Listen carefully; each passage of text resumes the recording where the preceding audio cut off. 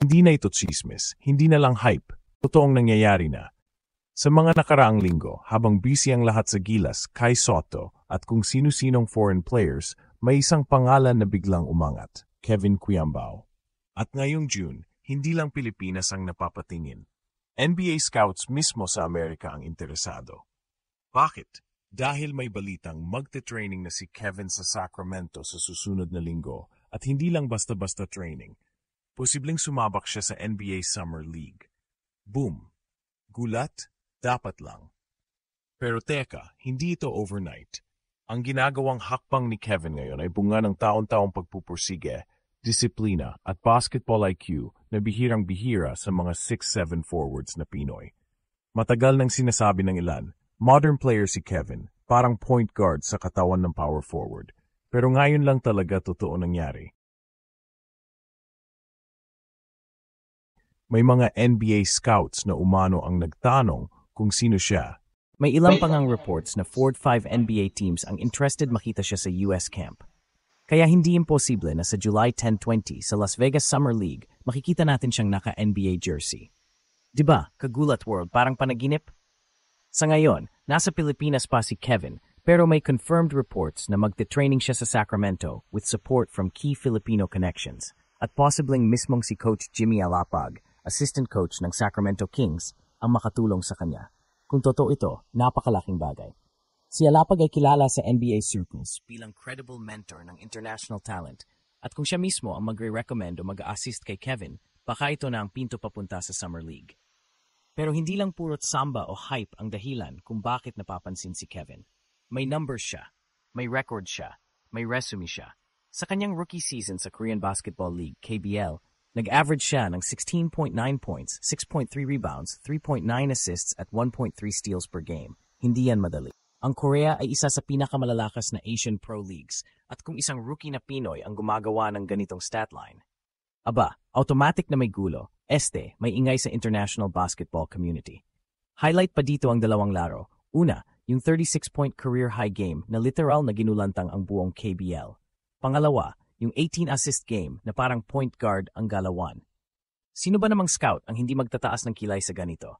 A 6'7 Filipino forward na kayang mag-facilitate ng offense at gumawa ng sariling tira. Yan ang hinahanap ng mga NBA GMs ngayon. Versatile, high IQ, unselfish players. Pero syempre, hindi lahat naniniwala agad. Meron pa ring mga tanong. Kaya ba niya ang pace ng NBA Summer League? Hindi ba siya mahihirapan sa physicality? Kumusta ang outside shooting niya sa mas malalaki at mas atletikong kalaban? Lahat yan, masasagot lang sa US camp. Doon natin malalaman kung talagang NBA ready na ba si Kevin o kung kailangan pa ng 1 o 2 taon sa Asia o Europe bago makakuha ng kontrata. Pero ang mahalaga, nandiyan na siya sa pintuan. At hindi lahat ng Pinoy umaabot sa ganitong antas. At kagulat word, hindi ito lang tungkol kay Kevin. Tayo rin to. Tayong mga Pilipino na matagal nang nangangarap na may sariling homegrown talent sa NBA. Yes, may Kai Sotto tayo. Pero ibang klase rin ang pagangat ni Kevin. Galing siya sa UAPE, nag-MVP, sumabak sa Gilas, at ngayon, bagong halimaw sa KBL. Kung makalusot siya sa Summer League at makakuha ng invite sa G League or training camp, ibang usapan na yan. Posibleng mangyari ito dahil kompleto ang timpla ni Kevin. Basketball IQ, court vision, hustle, teamwork, at may leadership aura pa. Hindi siya flashy, pero sobrang efficient. Hindi siya scorer lang, kundi playmaker din. At ang pinaka-importante, hindi siya takot sa malalaki. Sanay siya sa contact. Marunong siyang dumiskarte sa ilalim. At higit sa lahat, kaya niyang iangat ang laro ng teammates niya. Kaya kung may 5 NBA teams man na nagkaka-interes sa kanya, hindi ako magugulat. In fact, baka kulang pa yan. Kasi kung scout ako at naghahanap ako ng sleeper forward na hindi madalas ng sa radar ng mga kalaban, Kevin Quiambao ang pipiliin ko. Hindi lang dahil Pinoy siya, kundi dahil NBA style ang laro niya. Simply, smart, at effective. At kung sa July ay makita natin siyang naka-jersey ng isang NBA team sa Summer League, huwag ka na magtaka. Kasi ito na talaga ang direksyon niya. May blessing mula sa KBL team niya na Goyang Sono Sky Gunners, may support system at higit sa lahat, may disiplina at vision siya. Hindi lang ito tungkol sa talento. Ito ay tungkol sa mindset. Ang tanong na lang, kaya ba nating i-handle ang possibility na dalawa na ang Pinoy sa NBA pipeline? Si Kai Sotto, recovering mula sa injury pero target bumalik October. Si Kevin Quiambao, papunta sa US para sumubok sa Summer League. Kung sabay silang magtagumpay, Kagulat World. Baka ito na ang panahon ng tunay na Pinoy basketball rep. Tandaan, hindi natin sinasabi na sure NBA player na si Kevin.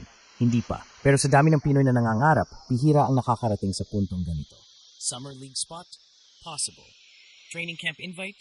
Pwedeng-pwede. Two-way contract, malay natin. Basta ngayon, ang mahalaga, nagising na ang mundo. At ang pangalan na pinag-usapan, hindi na Kobe, hindi na Jordan, Kevin na. Kevin Kuyambao. Sa bawat galaw ni Kevin Kuyambao ngayon, hindi lang NBA spot ang nakataya. Reputation din ng Pinoy basketball talent ang dala niya. Sa Summer League, bawat assist, rebound at hustle play niya ay parang pahiwatig sa buong mundo na hindi lang kami pang Asia. Pwede rin kami sa pinakamataas na liga. Hindi man siya superstar agad, pero ang ugali niyang laging handang magtrabaho, yan ang pang NBA talaga. Kung makuha niya ang spot, domino effect yan. Mas dadami ang scouts na maghanap ng talent sa Pilipinas. Mas lalaki ang respeto sa UAP, sa Gilas at sa mga liga nat. At kung makapaglaro siya sa harap ng NBA coaches at executives, kahit ilang minuto lang, malaking hakbang na yon para sa karera niya at para sa bansa natin. Kasi minsan, hindi mo kailangan ng malaking spotlight. Minsan, isang matalinong play lang, isang hustle rebound, sapat na para mapansin. Pero kahit ano pa ang kahinatnan sa Summer League, si Kevin ay may napatunayan na. Hindi lang siya mahusay, may puso siyang lumaban kahit walang kasiguruhan. Kung hindi man ngayon, meron at meron pa ring oportunidad. Ang mahalaga, handa siyang lumusong. At yan ang tunay na hinahanap ng NBA, hindi lang talento, kundi tapang at karakter. At para sa atin Kagulat World, panibagong kabanata ito. Pwede na tayong mangarap muli, hindi lang bilang fans, kundi bilang mga Pinoy na may kinatawan sa global stage. Kung si Kevin ay naroon na sa pintuan ng NBA, tayo naman ang dapat sumuporta, magdasal at magingay. Dahil kung magtagumpay siya, hindi lang pangalan niya ang itataas. Makikita nating strategic ang teaming at trajectory niya. Hindi siya nagmadali. Hindi siya nagpa-hype lang.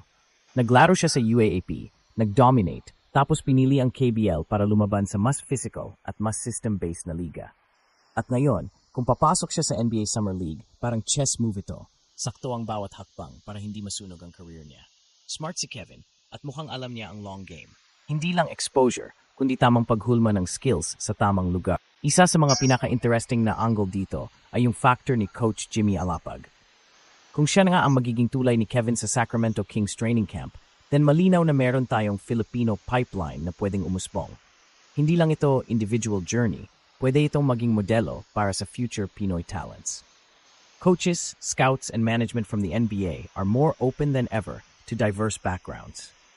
At kung makita nila ng mga Pinoy players ay disiplinado, team first at high IQ tulad ni Kevin, baka tuloy-tuloy na talaga ang pagdagsa ng interest.